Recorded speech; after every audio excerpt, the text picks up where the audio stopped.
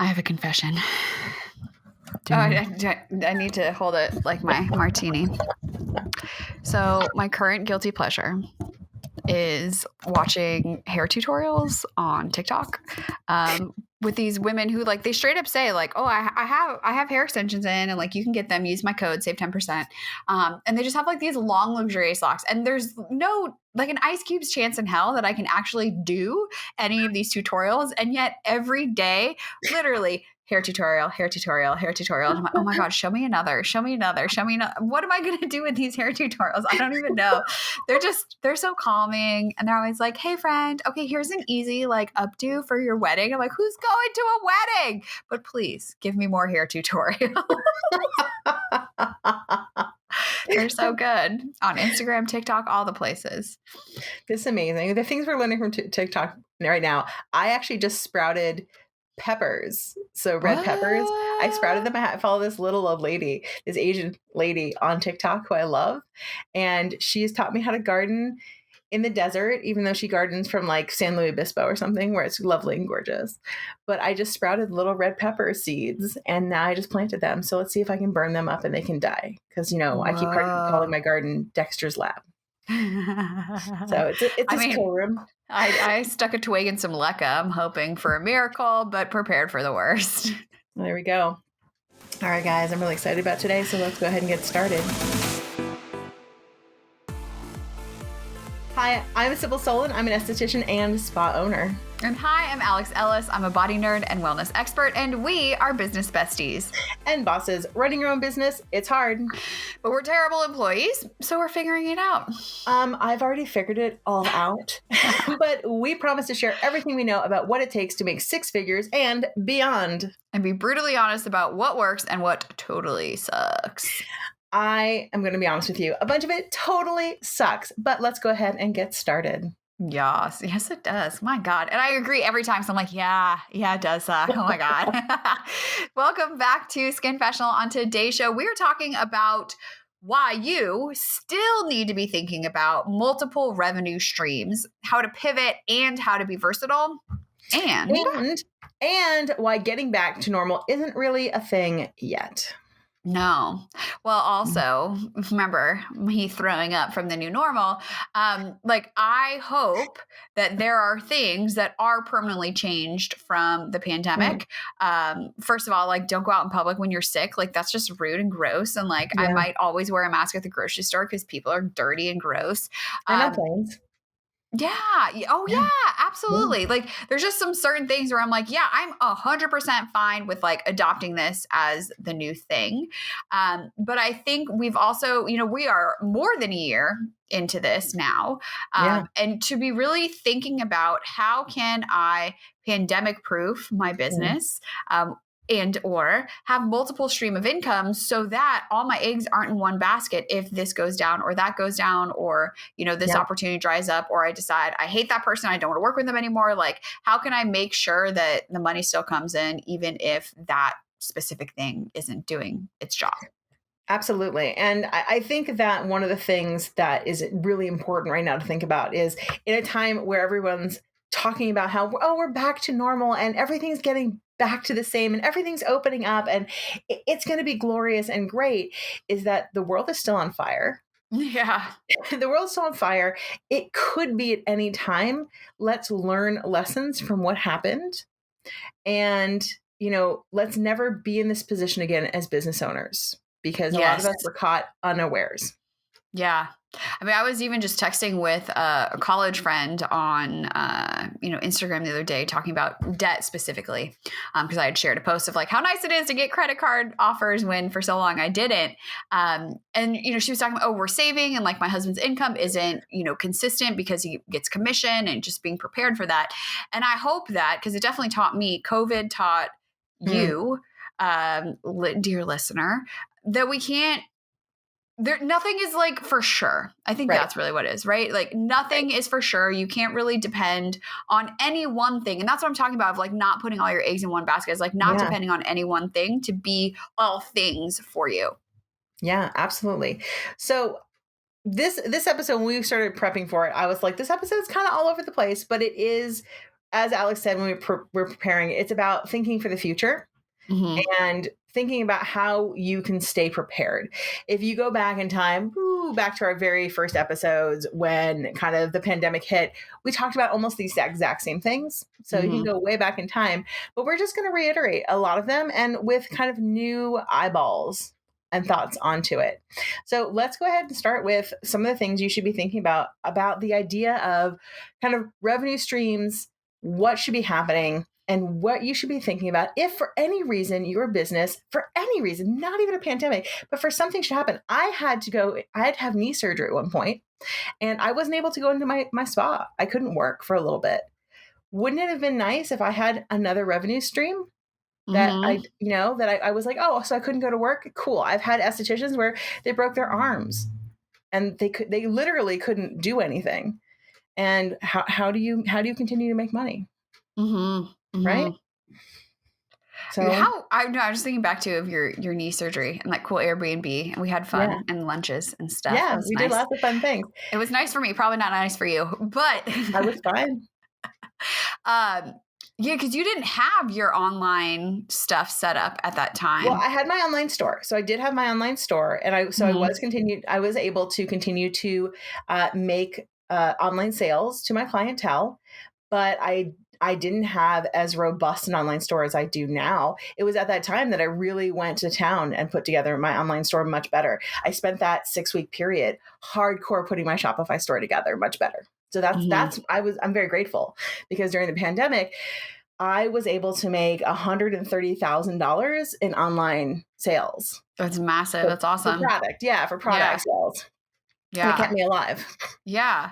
Which also, at this time, if you are still not online, like, please get online. There's just no reason that you shouldn't be offering a way for your clients to be able to buy product from you, even if they leave, even if they move, even if they can't get in that month, like have a channel for them to still be able to give you money.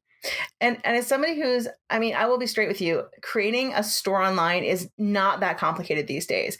Online stores are the easiest thing to set up. There are 4 different venues that you can go. Like Shopify is the one I chose because it was very simple and I understood it.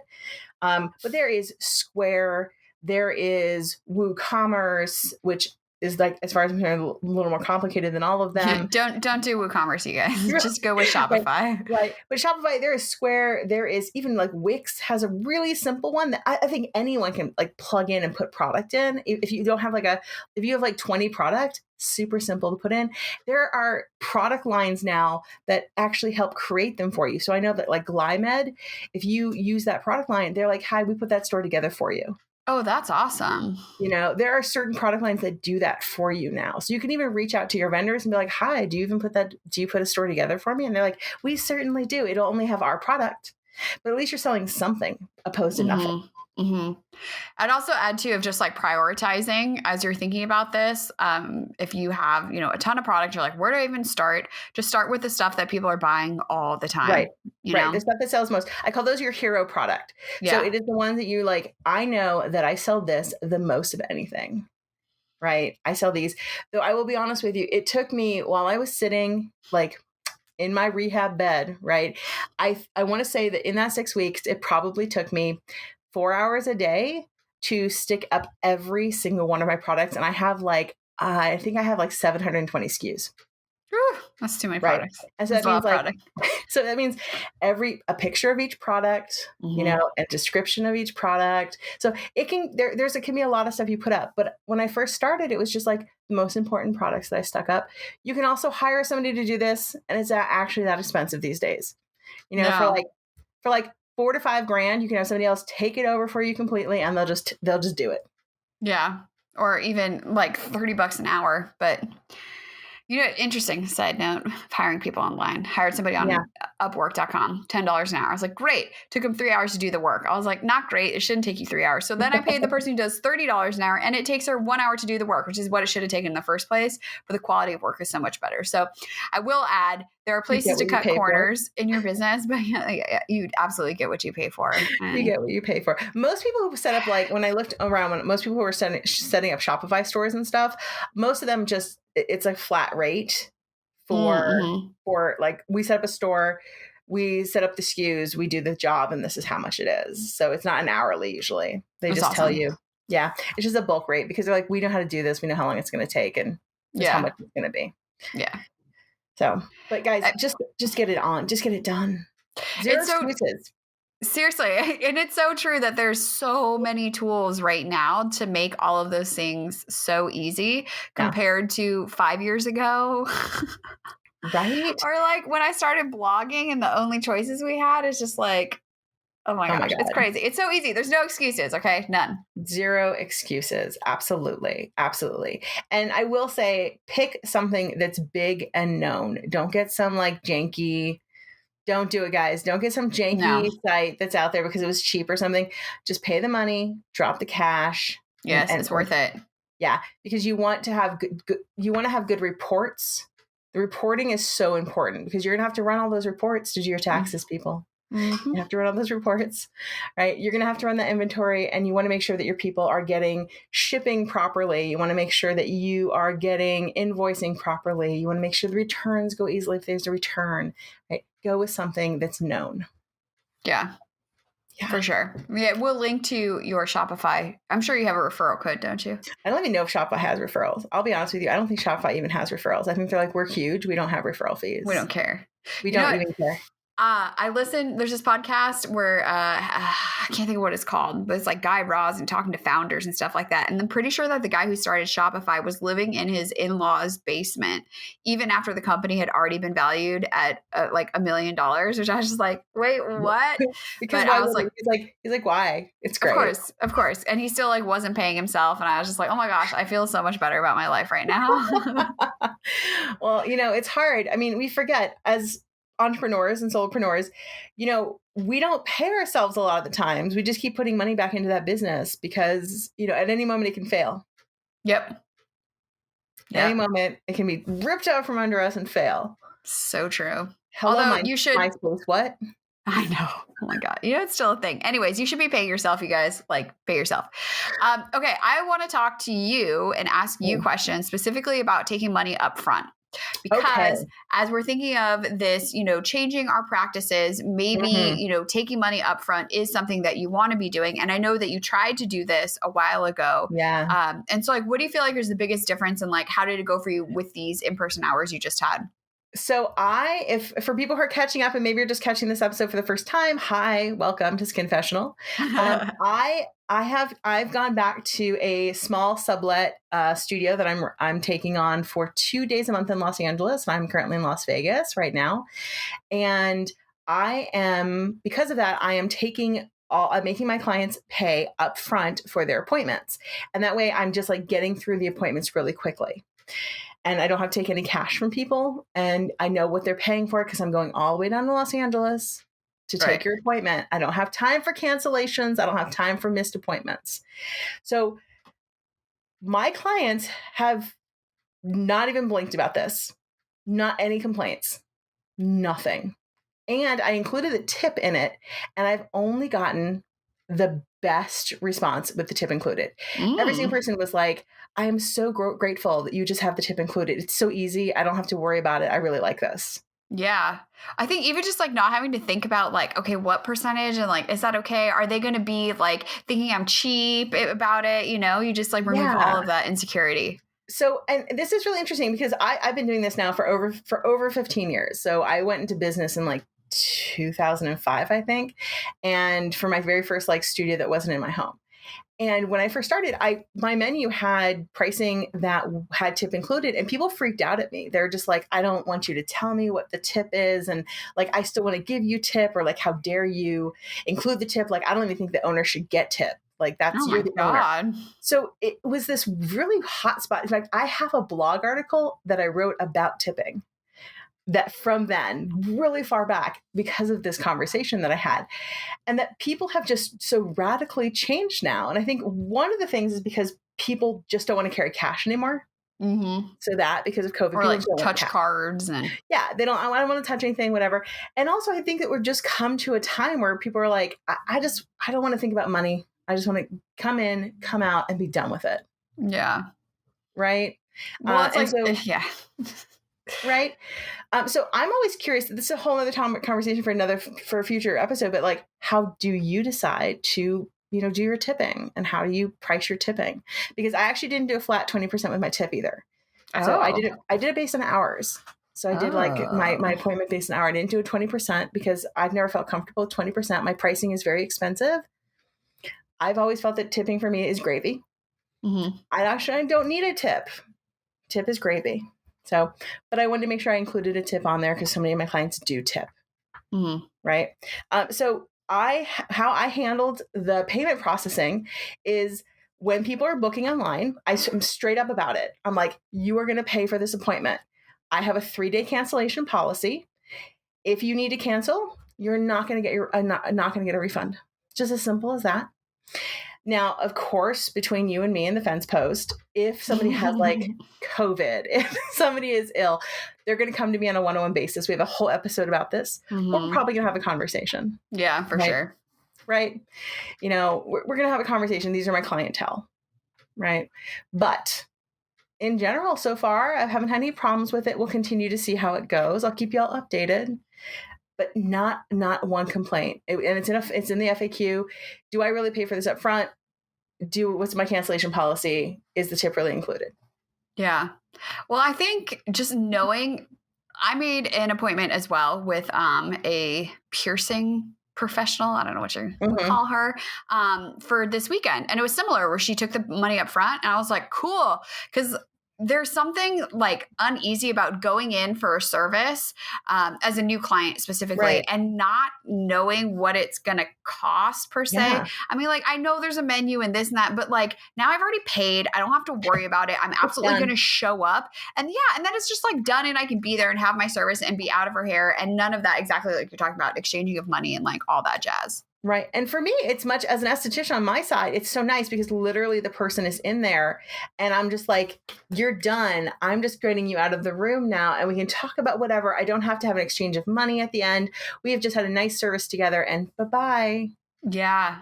Yeah. Right? You've outsourced all those uncomfortable money conversations to them having to do it before you even see them.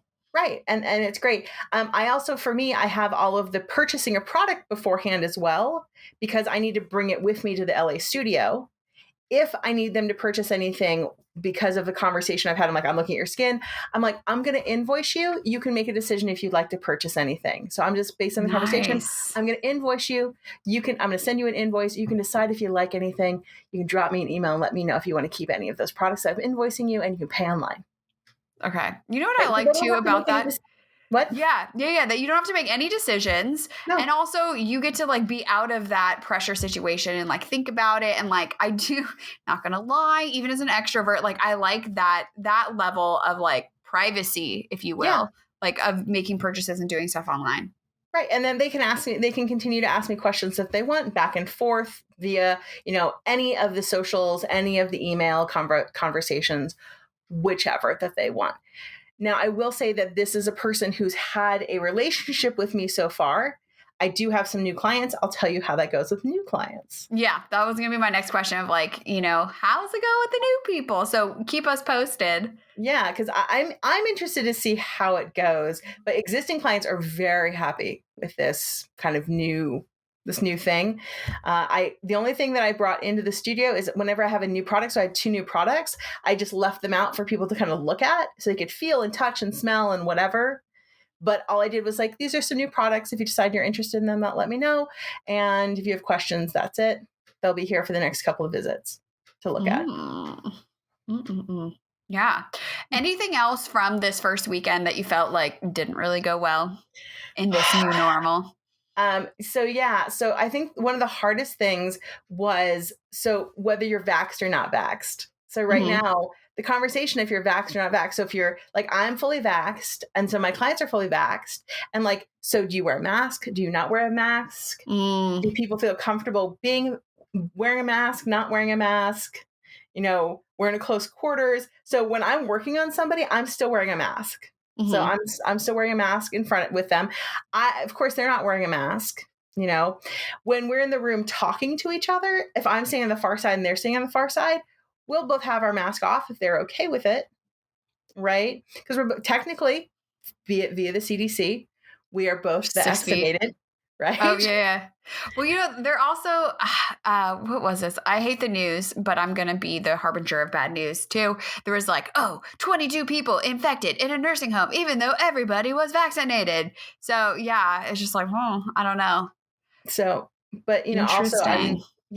So I've never been a person who has been worried, but Right. once again, I'm still asking the question to the person. I'm like, I say, I'm fully vaccinated. If you'd like to take off your mask, you're welcome to, because you're going to be on the table. That's fine. If you're okay with me taking off the mask while I'm having a conversation with you, I'm going to go stand in the far corner and have a conversation with you. If not, don't worry about it. And then I point up at the ceiling because they have giant HEPA filters. They have giant filters in Nice. the room. And I'm like, if you're okay with it, we can both have a conversation. If not, I'm happy to wear my mask to make you feel safe. Yeah. And I think too, of just being open and upfront about it.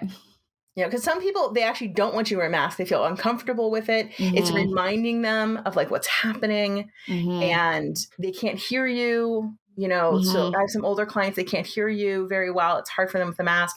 Other clients are like, I prefer you wear a mask. I'm like, that's great. I mean, and I'm thinking too of things that I would like to keep going forward. Food service, I would like for them to wear masks forever. And also someone working over my face, I wouldn't mind them wearing a mask the whole time. Your dentist does. And now I'm thinking oh my God, you would be spitting in my mouth. So I'm totally cool with it. But yeah, I think that having that open conversation is really cool. Yeah, I have no problem wearing a mask over people. It does not bother me at all. It's not a big deal for me. But I do understand where when talking to people, they want to see your facial expressions. They want to make that connection with you. I understand. When they're lying in bed, their eyes are closed. Doesn't matter. Yeah, they don't care. Their eyes are their sleepy time. Right. And that's perfect. But yeah, I've gotten used to just wearing the mask when I'm over the bed with people. So, I always tell them when I'm in the room with you, if you'd like me to take off the mask, I will. Otherwise, when I'm working on you, I'm going to have a mask on. It does not bother me. So another thing we talked about too, about different revenue streams, since you have built out your online membership with the Skin Fitness Club, how are you, I almost say pandemic proofing with your in-person clients who may be in the club, may not be in the club, and just setting yourself up to have all those different revenue streams moving forward? So any of my clients who, of course, were the first people who are part of the Skin Fitness Club. So if you're coming in on a regular basis with me, I gave an offer to those people that if they wanted to continue as part of the Skin Fitness Club, they were going to come in on the monthly basis and pick up their Skin Fitness Club facial. Therefore, they'd get a regular facial monthly as well as a second facial. So they get 2 facials a month, essentially. But they get it at a radically discounted price. Right? So that way they're still part of the club. You still get the benefits of the club, which means discount on products. They also get first access to my booking system. So they get first access to the appointments, those kind of things. I know. Important perks and bonuses. Also, even if they're deciding to see me every other month, which a lot of them decided to. So they'll pick up a facial, see me for a month. Save it. Yeah, and save it, which is fine. Yeah, which is still fine by me. I have a very limited number of appointments and a lot of clients. So that allows more clients to get on my book, and I'm okay with that. So I was all right with that. They can still have the discount. They can still be part of the club. My clients who are just I want to see you monthly, I don't want to be part of the club, that's fine too. Anybody who is not in the club right now, who is a client, I'm actually giving them a little mini dose of the facial. I'm giving them a little facial. And the reason why I'm giving them a little club facial is because I'd like them in the future to know what it's like. Yep. Right? I want them to know in case we go back into a lockdown, they know what they're missing. People just want to see inside too, though. I'm experiencing that on my end. They're I just want to know, what is this thing that I'm buying into? And it's kind of hard unless you can actually have an opportunity to experience it, So Alex, how are you doing? Because I know that you are struggling with that right now with one of your online things that people are kind of giving you a pushback about. I want to see inside. I want a demo of it, essentially. Well, I wouldn't say struggling is the word. I realized I had been presenting it to the wrong audience, and I had texted you. I was like, my special hell is having to respond to Facebook comments on an ad for cold traffic. So you would think if you scrolled past something and you're like, I mean, I'm curious, but it's not really me, you would keep scrolling, right? No. No. People are too Think bored. again. They have too much time. Think again. I mean, so I appreciate the comments because they are exposing questions that people have. But then it also exactly the same thing. I realized, people need to be able to see inside, to know what is included. Mind you, these people who left these comments of things like, this video is like far too choppy. I would never buy this product. I'm not even making this up. These are the kinds of comments people leave. That person's never going to click on this sales page to actually go see the product that is really awesome. Those people are trolls. Yeah, they are. They're even talking to one another. It's really weird. But for every person who like says something, because we talked about this like a couple weeks ago too, for every person who says something, there's like 5 other people who aren't saying anything. Right. So I was like, please don't buy my product. I don't want to hang out with you, but thank you for the great advice. Let me go put a little sample inside and walk people through it so they can get an idea of what's going to happen. So I think, and I don't even know if this is like a pandemic thing or whatever. I feel like we're all a little bit dubious, perhaps also because, money doesn't feel as abundant perhaps as it did before, of just being, and we've been burned. I mean, honestly, who has not been burned from a purchase? We're like, okay, I want to, but like, I need a little bit more. Can I touch it? Can I feel it? Can I smell it? Can I look inside? Can I can I see the whole thing without paying first? Like, I'm surprised no one's asked that yet. Well, I will say when you were like, people want to see inside, I'm like, well, the three things that I've purchased online that have been the most successful for me, that I've liked the most, are ones where they actually have a video where they walk you through the entire program and kind of open up the little screens and show you like a little tidbit of each video. And I'm like, oh, that does look like it's for me. Mm-hmm. I do want that. Mm-hmm. Yep. So, well, I think there's part too of like, if you're not showing me, what are you hiding? And so just like, and I think it's the same too with, whatever offers we have of like, let's give people a taste of what's inside, let them experience it.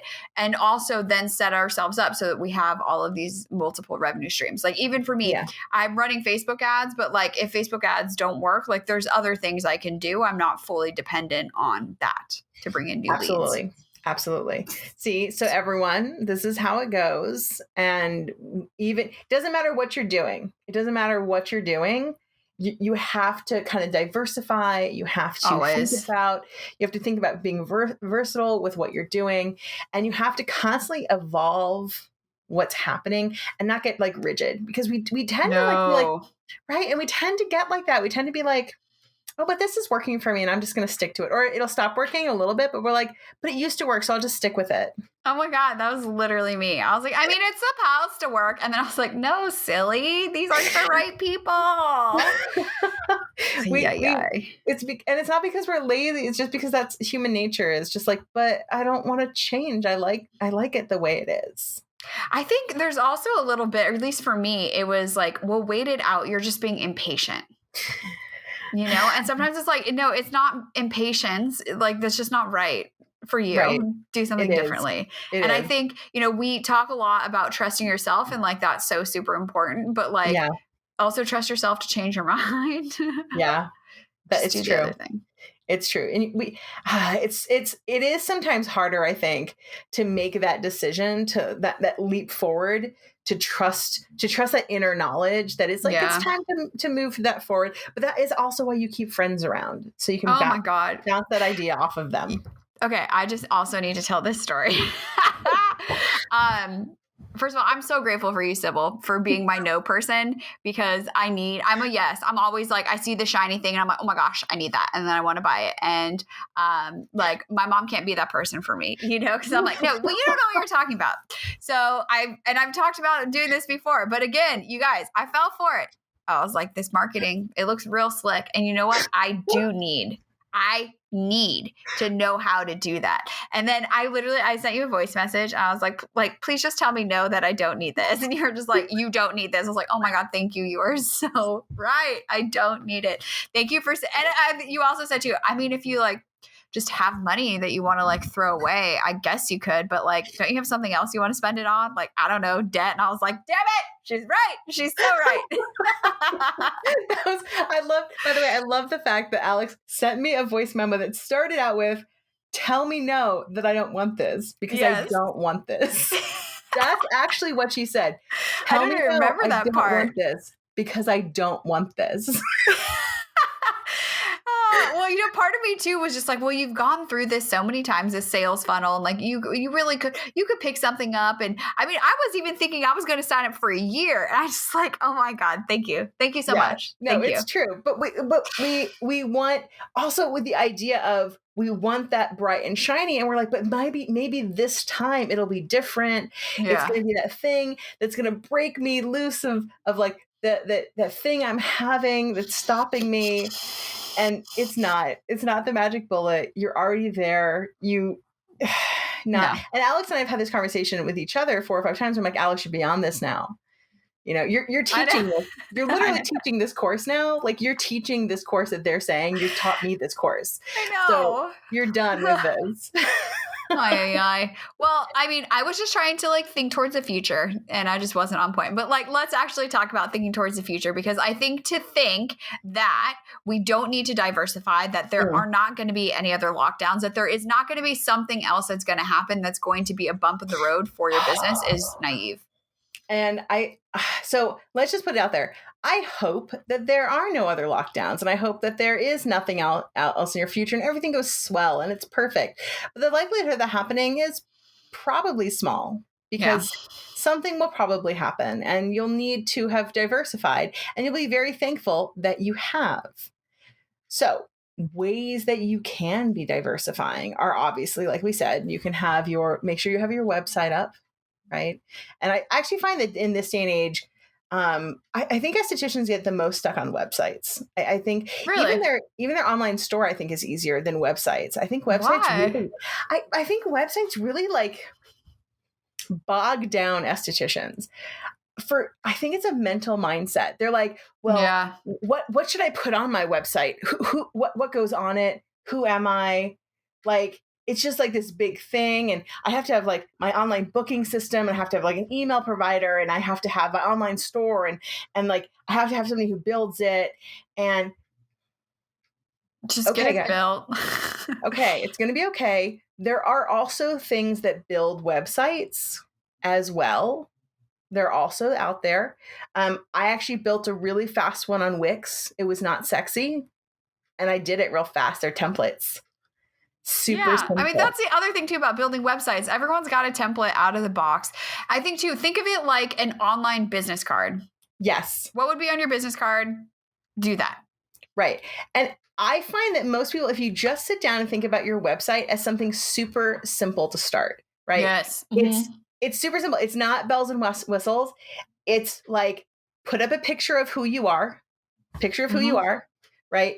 If you're lucky, you have like some information about like your studio, a map of where you are. So like a Google map, and then hours, maybe your Yelp reviews, which you can plug in. Yeah, this is literally a template on Squarespace that I use for someone else's website. Yes. Like it exists. Like you don't even have to create it. Yes. So Squarespace is another one. So go and find the easy ones, and there are free ones. Like, so the one I used was on Wix. It was free. I didn't even have to like do a redirect, which if you don't know what that is, it's fine. Like YouTube will teach you. Right. You don't need, like, you can just have something where, because what I've discovered these days is most people don't even put in URLs. They just click on links. Yeah. Right. So you don't even have to have a fancy link. You don't have to be able to go to somebody and be like, mystudio.com. It can just be like some rando link, and it's going to be okay. Well, I mean, it should be not totally random. it can be like square.yourname.com. Yeah. Oh yeah, right? Yeah. But that's what I mean. Like it doesn't have to be like, solinstudio.com. It can be like wix.solinstudio.com. It's going to be okay. It'll be fine. Right. I mean, so I just got a URL too, and .com was already purchased. So I was like, .co it is. And like, that's like trendy now. We didn't used to have that. Yeah. .co is sexy right now, by the way. One of the mobilitytoolkit.co. Yeah, one of the .co's I was looking at the other day was actually more expensive than the .net, because .net or .com? the .net, because the .com was missing, but the .net was available. But the .co was more expensive. Well, yeah, .co is way more sexy. It's so sexy. I don't know why. It feels like the cool kid, who just like breezed into town. And you're like, what? But he's not even a .com. He's a .co. No, it's so cool. Oh my God. So yeah, my story about this is also, so I'm doing a trademark right now, and I just need to get a page up real fast for a trademark. And I had no time to getting this stuff done. And I used the Wix builder, and I was like, okay, well, I don't have time to do a redirect or anything. Just going to stick it up. Trademark did not care. No. They're like, does it exist? Yes. Is it on the internet? Sweet. Done. Yes. Check. Done. Yeah. Just make it easy for people. Know that they're also probably going to land on you from social media or a Google search, so make that part easy, but just make it happen. Right. Because people, even if it we don't have any more lockdowns, which also are going to be dependent based on where you are in the world, but people move. Yeah. People get different jobs. People decide that they can't afford to come anymore or whatever. Just being adaptable and making it as easy as possible for people to find you and work with you or share you to someone else. Yes. And I mean, and one of the things that I think is happening right now, and I don't know if anybody out there is feeling this as well, but we are coming up to a time, because it is summer, you're going to start having where people are getting flaky and they're not coming up to their appointments, and they're like, I'm outside and things are open and la, la, la, la. But also we are coming up to a time where people are going to start feeling the strain of what I call lack, right? Money is going to start feeling tight. Whereas before, they were like, I have money because I'm literally doing nothing. Right. Uh-huh. I'm doing nothing, so I've got some cash. And the government is just giving me money, hand over fist. Here it is. But that time looks like it might be coming to a little narrowing and a close. Mm-hmm. So people are going to start kind of feeling that lack, and whether they actually have lack or if they're just feeling it, it doesn't seem to matter. Right. So that is happening. And then we also have people are actually going back to work, and their kids are going back to school. Mm-hmm. And so hours are changing. People aren't working from home, so they can't just come in whenever. They can't just drop stuff. Though I will say that when kids go back to school, parents will have more time again. Yeah, they will.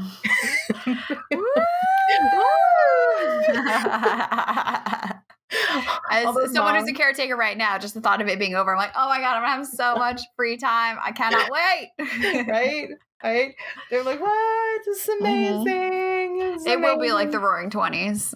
Yeah. No, it's definitely going to be, people are going to be partying like it's 1999. So 1929?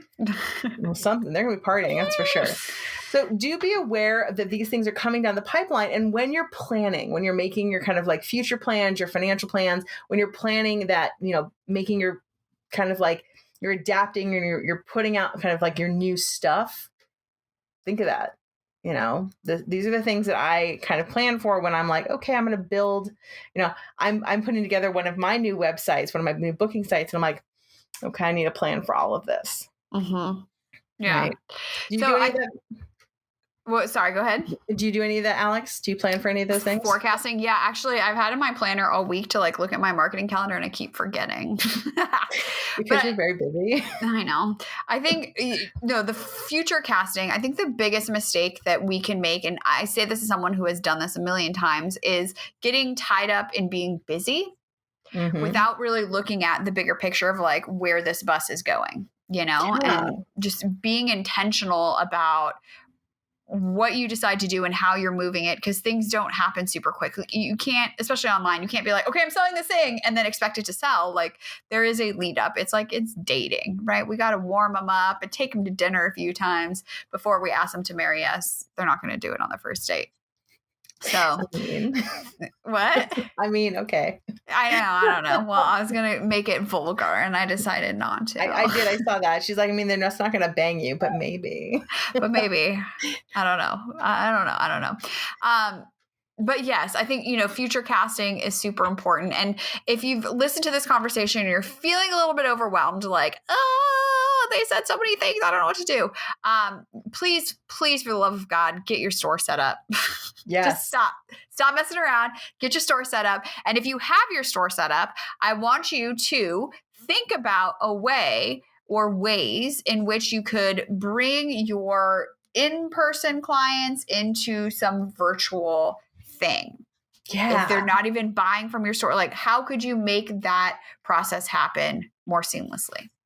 Yeah. And I will say, so one of the things I struggle with my clientele, even during the pandemic, guys, was my clients would drop me an email like, hi, so I want to buy some product. And I'm like, hi, here's the link to go buy product. And they'd be like, oh, crickets.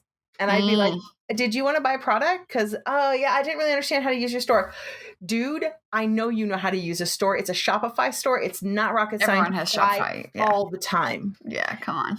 It is a barrier for people's brain that they think that you hold their hand and that you are the person who makes their product happen. And there's nothing wrong with that because it means that they're going to come to you for product. But 2, you do need to retrain them. Yeah. I was going to say too, even when I asked you, I was like, what product do I get? And I was like, oh my God, there's so many choices.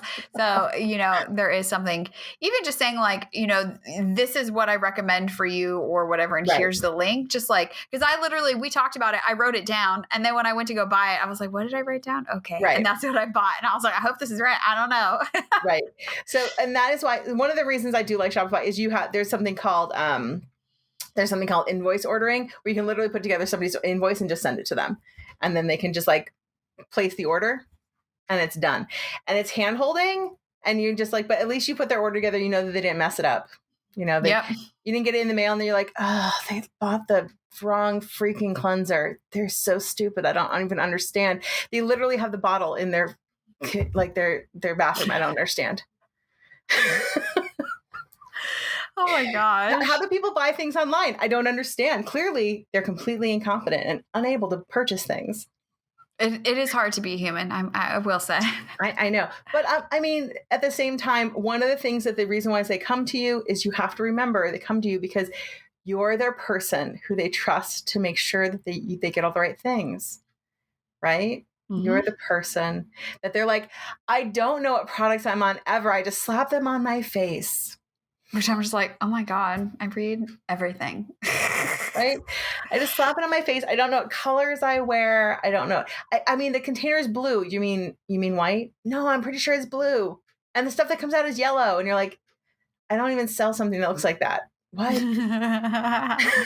You've all heard this conversation. You've all had it. You're like, oh my God, I've been putting mayonnaise on my face. I didn't know. So, do what you can, but do kind of cycle them on to, purchasing that thing.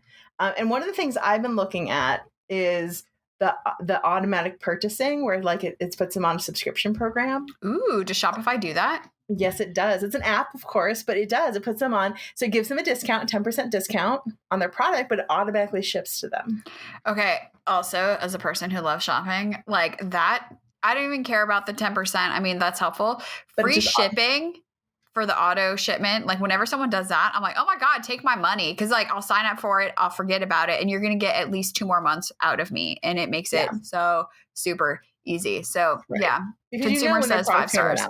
Yeah. You know when the product's going to run out. So these are things because the number one thing that happens is your client's like, I'm going to run. When your client's going to run out of product. It just happened to me. I'm like, I almost brought you your Vitaskin because I knew you're going to run out of it, and you never order it when you should. And then you're like, oh my God, it's out. And I'm like, oh my God, it's out of stock now. I'm so sorry. Okay, I just had a thought too of how to reduce friction for your clients. Tell. One thing that I always wonder about, and I learned on YouTube, how much product to actually use. Is it the same for each person? Pretty much, yeah. Okay, so I think it would be so handy to, on your Shopify store, to even like have a picture of like, here's how much you need in your hand. It's like one thing I'm doing for my shampoo and conditioner. I just draw a line of the shampoo down my palm so I know it's the same amount every single time. I'm like, well, shampoo and conditioner might be a little different because it depends on how much hair you have. Right. Okay. I'm just saying. So then also what I've been doing with my oil cleanser, because I had it in a different container and then I hated that I would squirt out too much and I'd be like, oh, what a waste. Like, I don't want to waste it. Right. So now I make like a little pocket with my palm when I squirt it in. I'm like, oh, that's perfect. And it's perfect every time.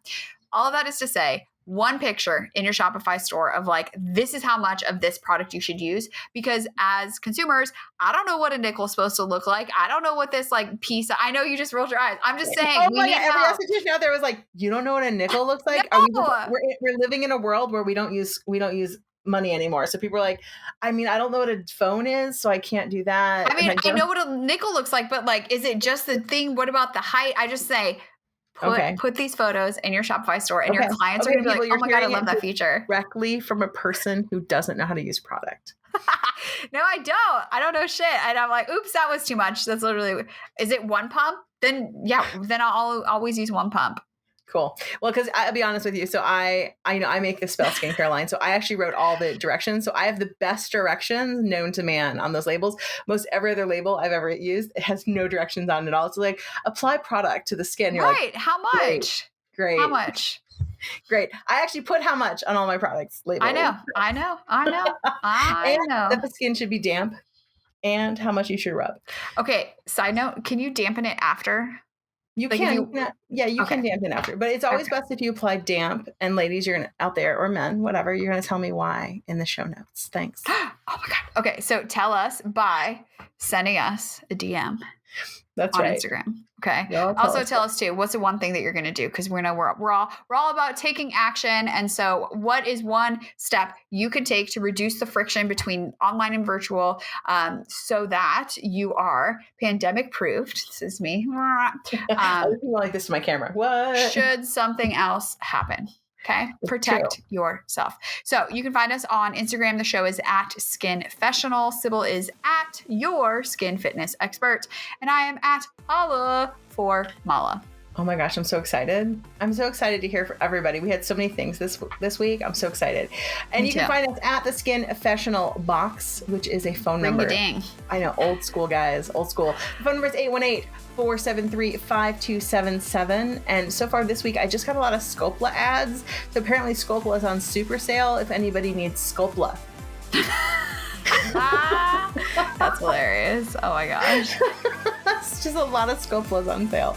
So guys, until next week, keep your secrets to yourself. Unless you're telling us. Okay, bye. Bye.